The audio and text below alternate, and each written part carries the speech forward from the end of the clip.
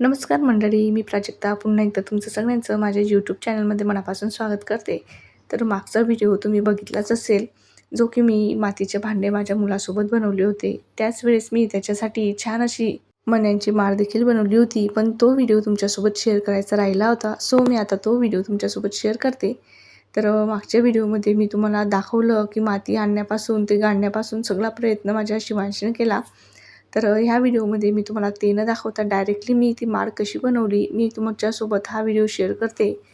तर तुम्ही आता बघू शकतात, मी माती छान अशी एकजीव करून मळून घेतली. आपण ज्याप्रमाणे कणिक मळतो त्याचप्रमाणे मी ही माती मळून घेतली. त्यानंतर बाळाला छोटे छोटे गोळे दिले आणि त्याचे असे हातावर घेऊन गोल त्यांना राऊंड करायला लावला. तर छान असे गोळे गोल गोल होत होते. त्याला मी माचीसची काडी दिली आणि त्याला होल पाडायला लावले. पण एक गोष्ट मात्र खूप भावली. त्याने हार मानली नाही. आई मी करतो असं म्हणत तो पुन्हा पुन्हा प्रयत्न करत होता. त्याला ते जमत नव्हतं तरी पण तो करण्याचा प्रयत्न करत होता. त्याचे ते छोटे छोटे हात, ती निरागस धडपड आणि काहीतरी शिकण्याची इच्छा, हे सगळं पाहून माझं मन भरून आलं. त्या क्षणी मला जाणवलं, लहान मुलांना सगळं यायलाच हवं असं नसतं. त्यांना फक्त एक संधी हवी असते आणि आपल्या विश्वासाची साथ हवी असते. आपण जर त्यांच्या चुका पाहण्याऐवजी त्यांच्या प्रयत्नांचं कौतुक केलं तर त्यांचा आत्मविश्वास कितीतरी पटीने वाढतो. आज त्याने माळ बनवायसाठी मणी करण्याचा प्रयत्न केला, पण त्याने पूर्ण केली नाही, पण प्रयत्न मात्र पूर्ण केला. आणि कधीकधी परिणामापेक्षा प्रयत्न जास्त सुंदर असतात असं म्हणतात ना, ते नक्कीच खरं आहे. ही मातीच्या मण्यांची माळ माझ्यासाठी कायम खास राहणार आहे, कारण या माळेत फक्त मणी नाहीत, तर माझ्या मुलाच्या छोट्या छोट्या प्रयत्नांच्या, गोड आठवणींच्या आणि आई-मुलाच्या नात्यातल्या प्रेमाच्या गोष्टी गुंफलेल्या आहेत.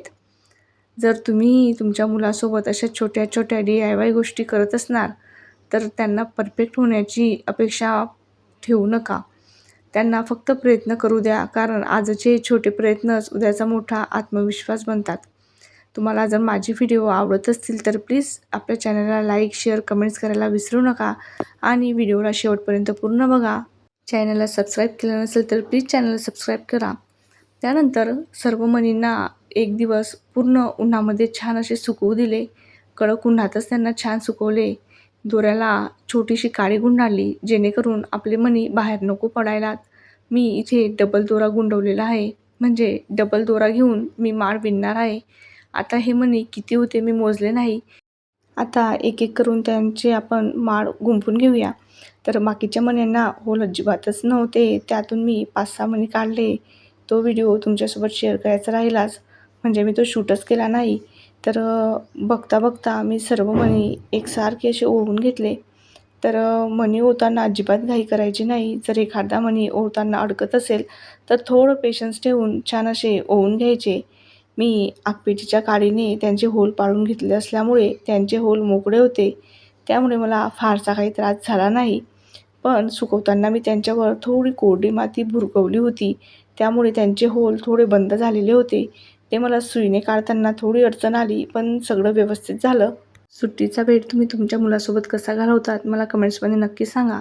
आजकालच्या आई असतात किंवा जे पॅरेंट्स असतात, शक्यतो आपल्या मुलांना मातीसोबत अजिबात खेळू देत नाही. पण मी तसं न करता त्याला मातीसोबतही खेळू देते आणि क्लेसोबतही खेळू देते. तर बघता बघता माझी संपूर्ण माळ छान होऊन झाली. सगळ्यात मोठा जो मणी होता त्याला मेरू मणी म्हणतात. तोच मी या ठिकाणी वापरण्याचा प्रयत्न केला, म्हणजे त्याचा सेंटर काढला. या पद्धतीने मी छान अशी माळ ओवून घेतली. तर तुम्हाला आजचा व्हिडिओ कसा वाटला मला कमेंट्समध्ये नक्की सांगा. लाईक, शेअर, कमेंट्स करायला विसरू नका. हा व्हिडिओ त्यांना शेअर करा ज्यांच्यासोबत तुम्ही लहानपणी खूप माती खेळली असणार आणि आजही तुम्हाला ते दिवस आठवत असतील. पुन्हा भेटूया अशाच नवीन व्हिडिओसोबत. तोपर्यंत चॅनलवर बाकीचे व्हिडिओ बघा. Thank you for watching.